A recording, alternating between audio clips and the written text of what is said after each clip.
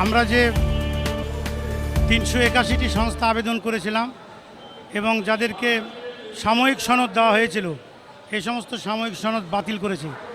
সাময়িক সনদগুলো প্রত্যাহার করে মূল সনদ দিতে হবে।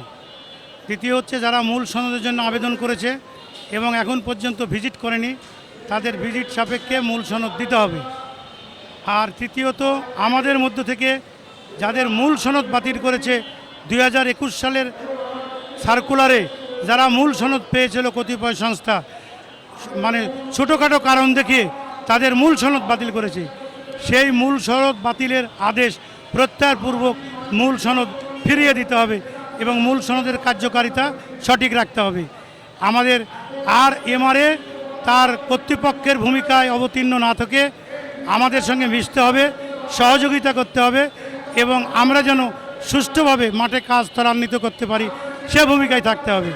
এমআরএ শুধুমাত্র কর্তৃত্ব বা কর্তার ভূমিকায় অবতীর্ণ থাকবে না।